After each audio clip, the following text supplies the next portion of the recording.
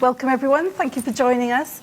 As Emma said, we might not have a huge amount of time for questions at the end, but we will try and take some. And if you don't have time to get your question answered, you can come and grab any of us after the session. So I'd like to introduce my panel quickly before we get started. At the end, we have Sue Daley, who is the Director of Tech and Innovation at TechUK. Then we have Emily Campbell-Ratcliffe, Head of AI Assurance from the Centre for Data Ethics and Innovation. And then we have Kevin Keith, the Chair of the UK Open Government Network. So a great panel to talk about our trust issues today.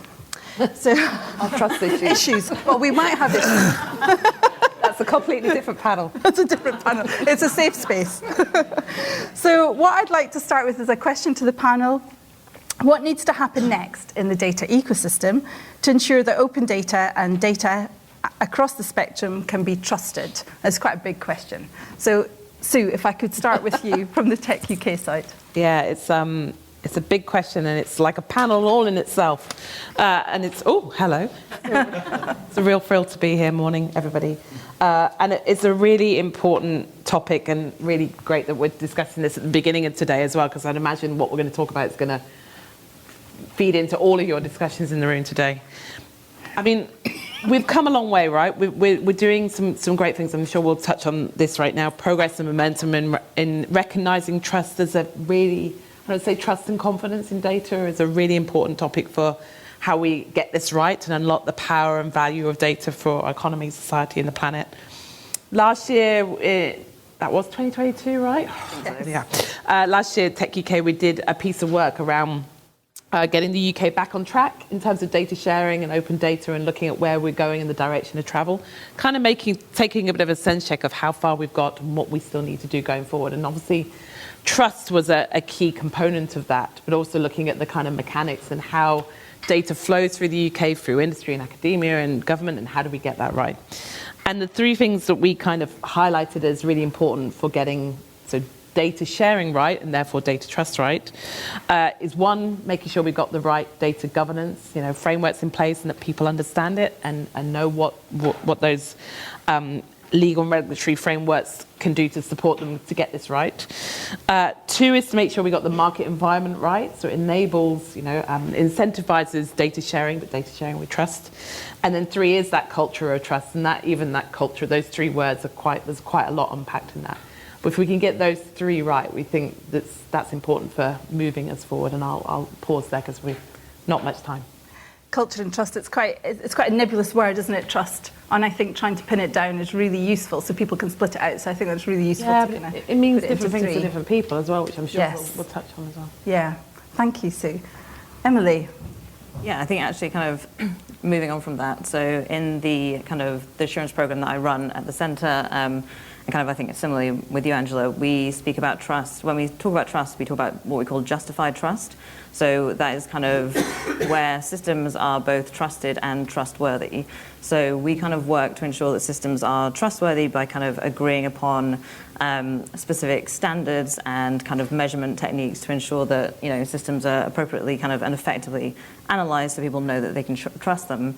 And then it's also about them being trusted. So how do you effectively communicate that kind of trust to the general public in different kind of contexts? Because obviously what you need to communicate will be different across those different contexts, and that's something that we kind of work towards, both in terms of kind of trying to create what we call an assurance ecosystem, so ensuring that those tools and kind of agreed upon common language standards exist, and then also testing with the public kind of what they want to see, how we effectively communicate that, so that people can look at kind of systems, which obviously we're kind of talking a step further than just data, but it's kind of one and the same, really. Yeah. But that's kind of how we talk about it. So more of this kind of justified trust with the kind of trusted nature and trustworthiness. And I think getting people to understand how they can trust things is very important. And the link with the AI and the data is absolutely direct, isn't it? You have to have trusted data to feed your trusted AI system. And what about from a civil society point of view? Yeah, no, it's interesting about what next, isn't it? I mean, from my perspective, what next is kind of what should have happened maybe 15 years ago, which is actually a broader societal conversation about issues, because it hasn't really happened. We have there have been moments, sort of 2014, 2015, when open data in particular was kind of getting there, big innovation agenda, front and centre, top of government, and it was starting to filter out. To some extent, it feels a little bit like it's just been lost somewhat. I was speaking to someone earlier saying, and even the spectrum of conversation on open data is now being squeezed by artificial intelligence, machine learning. It's been squeezed and it hasn't crossed over in maybe the way that we hoped. I sort of do a lot of work with the Open Government Partnership, which is a 76-country international global movement set up about 10, 11 years ago around the principles of accountability, transparency and participatory and inclusive government. And there are lots of good work that goes on through that, and commitments and civil society working with government to drive things forward. But it's always a challenge to then take that next step. And we have so many examples where, whether it's care data, whether it's sort of GDPR, whether it's algorithms related to education, where you can see that because we haven't had that first conversation, society at times doesn't quite grasp what it is that we're talking about. And the relationship about, the conversation about trust never really gets off the ground, I think. So for me, it's a sense of urgency, more leadership, and sort of a concentration on a real focus on how we can engage more people in this conversation. Kevin, how do you think we could do that? What would be the first step in doing that? Well, I suppose we're here talking about data assurance, which is really the kind of processes through which we start to develop those relationships, and people do have confidence. But trust's really interesting because even assurance itself, when you think about, I know it's sort of slightly sort of meta or almost philosophical, when you think about who you trust, it's not necessarily the people who always do the things kind of in the most, it might just be a family member. It might even be someone who shows vulnerability. And it's because they've showed vulnerability that you then therefore trust them. How does that fit in with data assurance? How would you show vulnerability? You can't, can you? So there are real challenges with the very word trust and how we as a society will interact with things around assurance. But there are ways in which we can put people into the process. You know, there are examples around data trusts popping up, or there are examples where civil society and others are coming together, and it's maybe a more deliberative methods to take decisions around sort of wicked challenges that society faces. I think increasing those is a big part of it. I know the CDEI have done work around, if you're not very digital literate, you just don't get this at all. If you don't get the basics, you're not going to be involved in this conversation. There's possibly an awful lot of work that still needs to take place around digital literacy. I think something like 75% of people who aren't kind of digitally literate are not involved in this conversation. They don't have any understanding of how data is being used. So they're not even on the pitch to some extent. So there are some of the fundamentals. But I suppose the crucial point is, how can we engage people? How can we bring people into this process around governance and maybe even some of the models around assurance?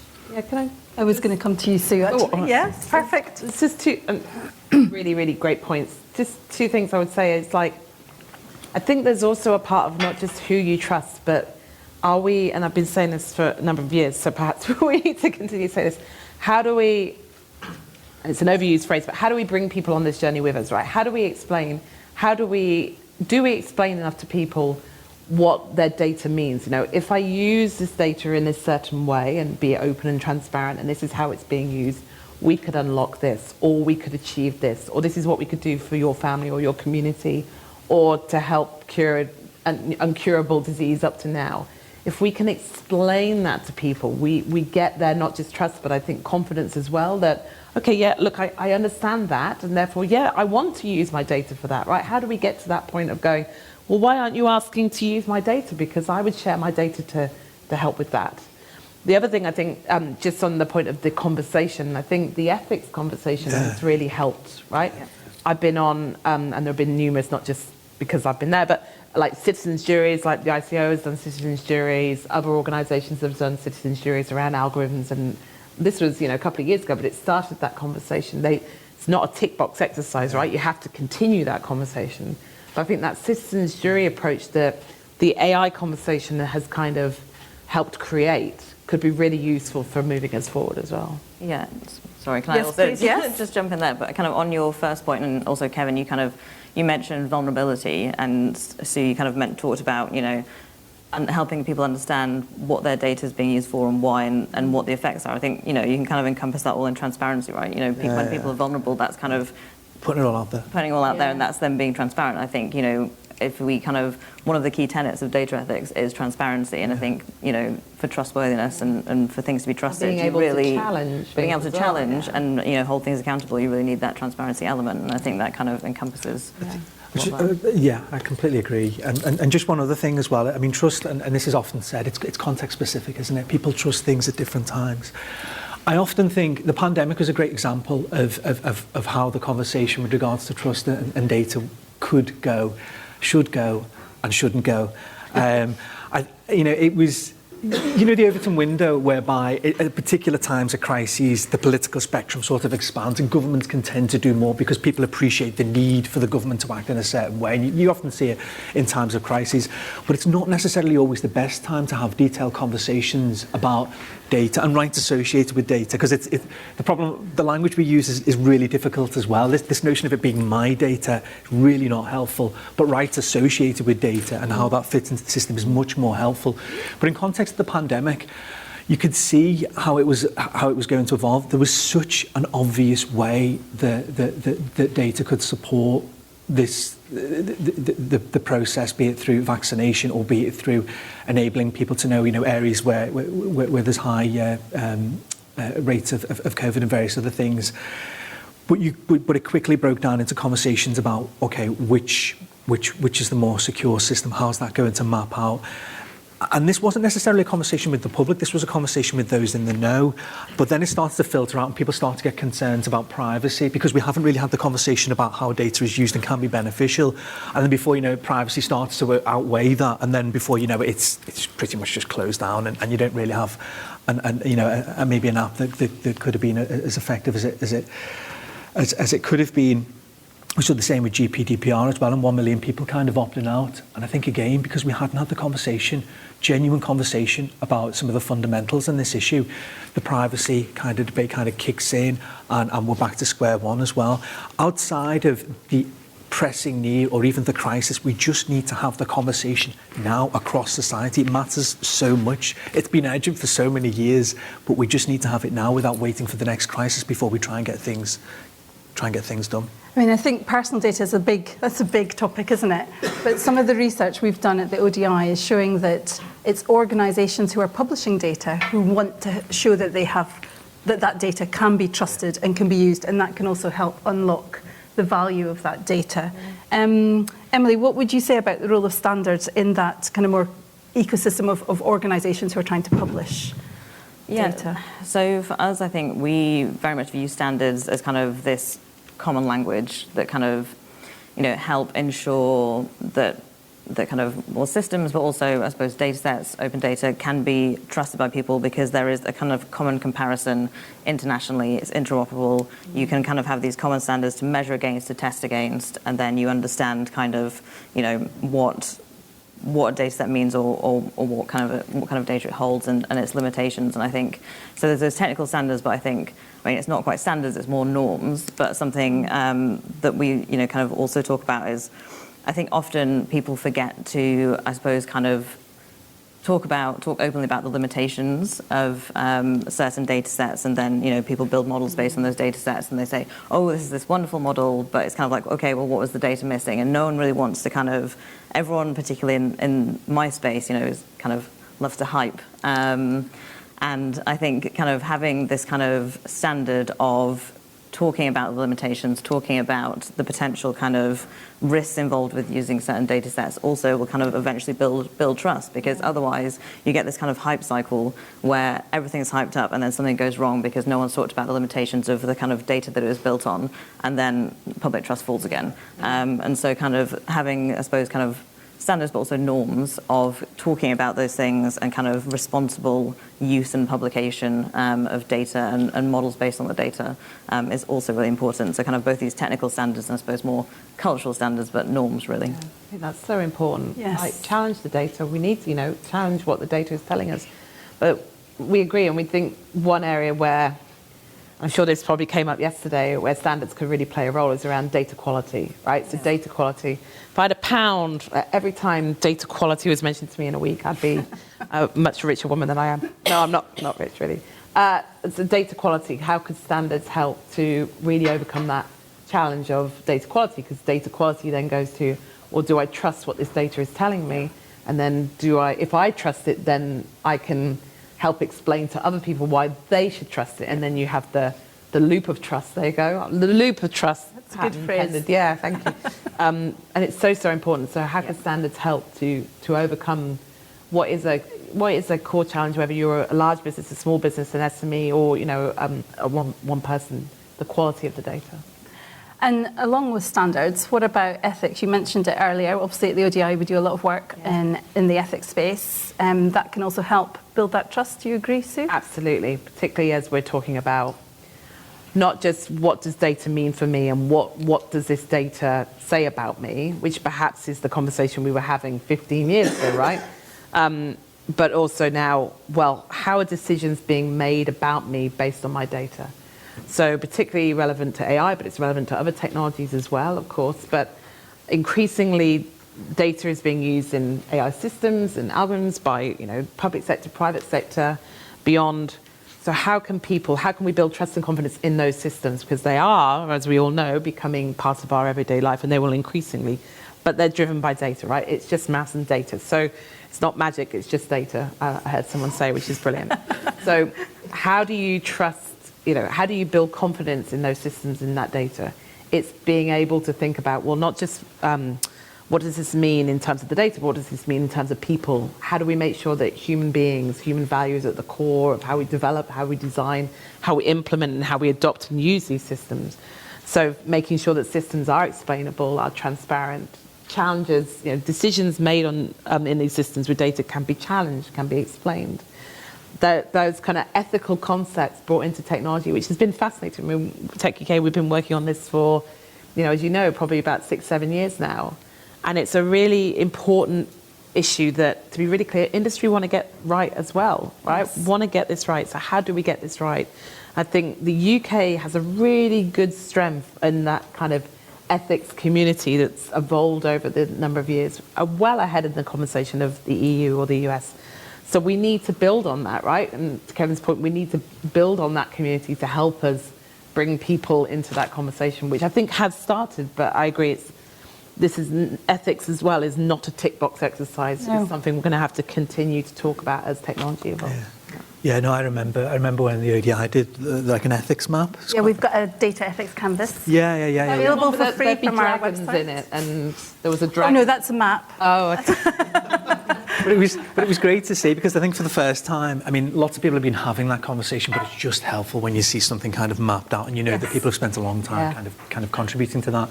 Because again, I mean, I often use the phrase that the value of data is intrinsically linked to the value we have in each other. If we value each other and we have the right kind of relationship, we will unlock the value of data too, and it does boil down to some of those fundamentals. But on ethics, I think in particular, I think there has to be that point of, I think language is really important. I think communication is really important. So even if you look at sort of algorithm transparency and the way in which different places around the world are actually explaining how algorithms have a role in terms of decision making, some places are far better than others. I mean, the UK is sort of one of the leading countries in this area, but some places have a really kind of simplified kind of language. But the level of kind of recourse the public has as well is very clear. So what if this algorithm makes a decision I'm happy about? How do I then, and is it human kind of to human, or those kind of processes matter. Yep. I think Ada Lovelace have done some. They did some work, sort of general work on trust, and they said, listen, most people will accept their data, use that phrase there, data can be shared, but ideally in a way that's ethical. There is a sort of resistance if it's going to be used for financial gain. But I mean, that sort of contradicted somewhat in the way that we all kind of sign up to apps without even batting an eyelid and just tick, tick, tick, tick, yeah, click, accept it all. So it's kind of contradicted that.